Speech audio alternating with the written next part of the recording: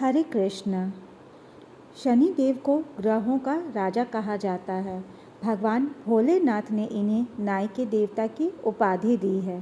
शनिदेव को बहुत जल्दी क्रोध आता है।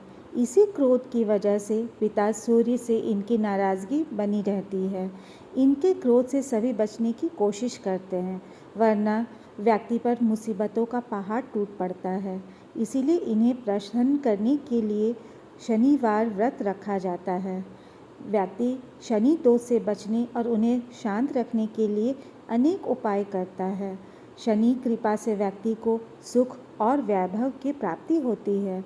जो लोग शनिवार को व्रत करते हैं उनको पूजा के समय शनिवार व्रत कथा का श्रवण अवश्य करना चाहिए। प्रिय श्रोतागण, अब हम बहुत ही भक्तिभावपूर्ण से यह कथा को सुनने वाले हैं, तो आइए शुरू करते हैं। एक बार सभी 9 ग्रहों सूर्य, चंद्र, मंगल, बुध, बृहस्पति, शुक्र, शनि, राहु और केतु में बहस हो गई, कौन सबसे बड़ा है। आपस में लड़ने के बाद सभी देवराज इंद्र के पास पहुंच गए। इंद्र असमंजस की स्थिति में निर्णय नहीं दे पाए, परंतु उन्होंने सभी ग्रहों को सुझाव दिया कि पृथ्वी पर राजा विक्रमादित्य ही इसका फैसला कर सकते हैं, क्योंकि वो बहुत ही न्यायप्रिय राजा हैं। सभी पृथ्वी पर राजा विक्रमादित्य के पास गए और अपने आने का कारण बताया। राजा उनकी समस्या को सुनकर बहुत परेशान हो गए। उनका चिंतित होना लाजमी था, क्योंकि जिसको भी किसी से छोटा बताया तो वह गुस्सा हो जाएगा। राजा की काफ़ी सोच विचार करने के बाद उन्हें एक उपाय सूझा। उन्होंने स्वर्ण, रजत, कांस्य, पीतल, सीसा, रांगा, जस्ता, अभ्रक और लौ से 9 सिंहासन का निर्माण कराया। उन्हें उपयुक्त कर्म में रख दिया गया। सबसे निवेदन किया गया कि कर्मानुसार सिंहासन पर आसन ग्रहण करे। शर्त रखा गया कि जो सबसे अंतिम में सिंहासन पर आसन ग्रहण करेगा वही सबसे छोटा माना जाएगा, जिसकी वजह से शनिदेव सबसे बाद में आसन प्राप्त कर सके और सबसे छोटा कहलाए। क्रोध के आवेश में आकर शनिदेव ने सोचा कि राजा ने यह सब जानबूझकर किया है। कुपित होकर राजा ने कहा कि राजा, तू मुझे नहीं जानता। सूर्य एक राशि में 1 महीना, चंद्र 2.25 महीना 2 दिन, मंगल 1.5 महीना, बृहस्पति 13 महीना, बुध और शुक्र 1-1 महीना विचरण करते हैं, लेकिन मैं 2.5 से 7.5 साल तक रहता हूँ। मैंने बड़ों का विनाश किया है। श्री राम के 7.5 आने पर उन्हें जंगल जंगल भटकना पड़ा और रावण की आने पर लंका को बंदरों की सेना से परास्त होना पड़ा। क्रोधित शनिदेव ने राजा से कहा कि अब आपको सावधान रहने की ज़रूरत है। इतना कहकर शनिदेव कुपित अवस्था में वहाँ से चले गए। समय गुजरता गया और कालचक्र का पहिया घूमते हुए राजा की 7.5 आ ही गई। तब शनिदेव घोड़ों का सौदागर बनकर राजा के राज्य में गए।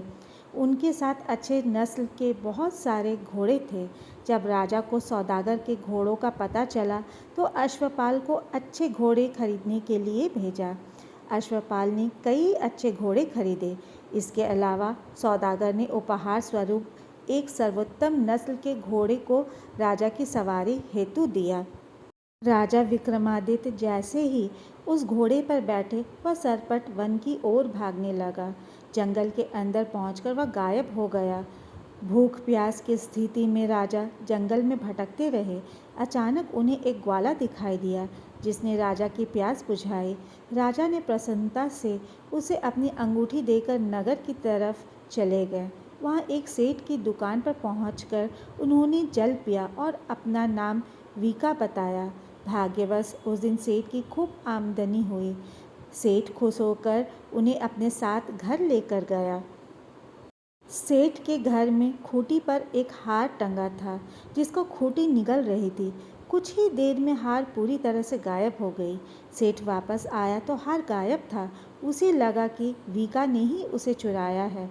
सेठ ने वीका को कोतवाल से पकड़वा दिया और दंड स्वरूप राजा उसे चोर समझकर हाथ पैर कटवा दिए। अपंग अवस्था में उसे नगर के बाहर फेंक दिया गया।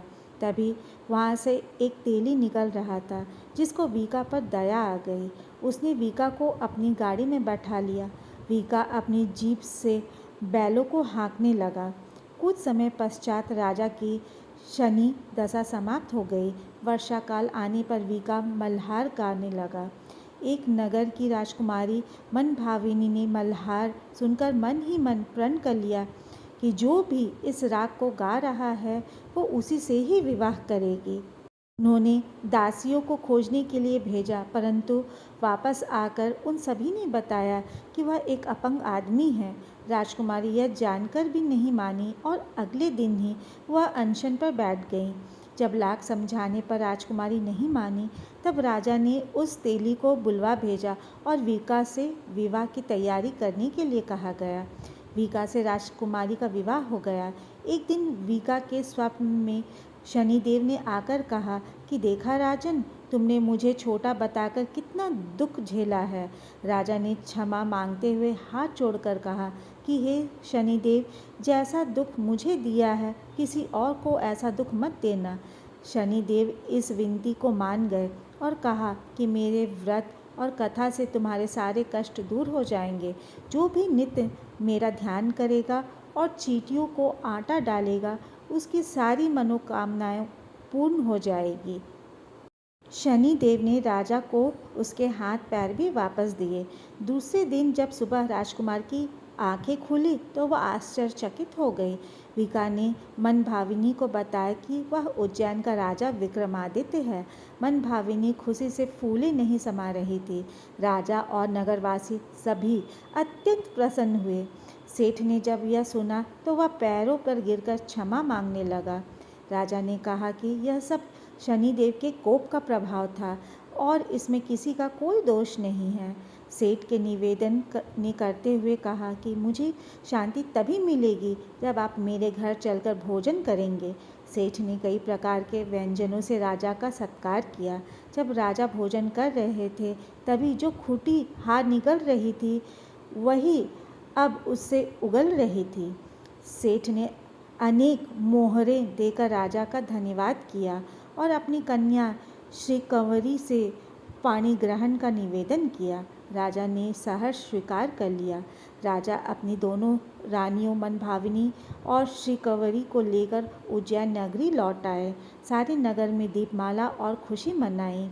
राजा ने घोषणा करते हुए कहा कि मैंने शनि देव को सबसे छोटा बताया था, लेकिन असल में वही सर्वोपरि है। तब से सारे राज्य में शनिदेव की पूजा और कथा नियमित होने लगी। सारी प्रजा के बीच खुशी और आनंद का वातावरण बन गया। शनिदेव के व्रत की कथा को जो भी सुनता या पढ़ता है उसके सारे दुख दूर हो जाते हैं। अतः शनिवार व्रत कथा समाप्ति। श्रोताओं, यदि आपको यह व्रत कथा अच्छी लगी हो तो मुझे सपोर्ट कीजिए, इस चैनल को सब्सक्राइब करें और इस वीडियो को लाइक करें। हरे कृष्ण।